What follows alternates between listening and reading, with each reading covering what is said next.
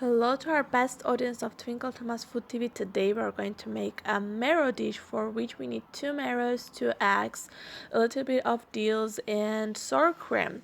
For the beginning, all you have to do is start cutting down the marrows into some round, like as you see in the video, and continuing with making the mixture for that. For it, we need to break 2 eggs.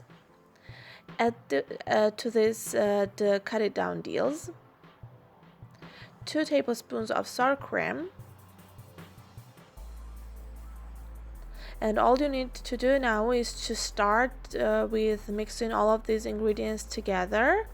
Mix it properly, and whenever done you will be ready to add a little bit of salt, half teaspoon, and a little bit of black pepper.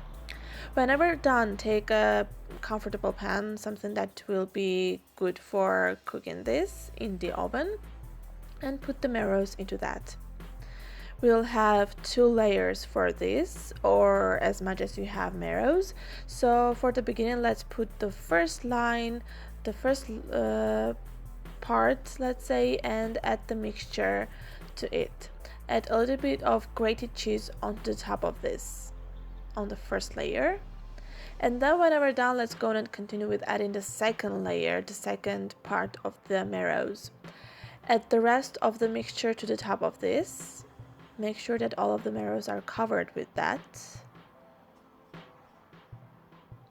And whenever the whole mixture is added to it, go on and also put the grated cheese onto the top of this. Whenever done, you can put it into the oven to be cooked from 20 to 25 minutes until you see that the cheese is melted and it's ready to be tasted. We hope you'll like it. Good appetite!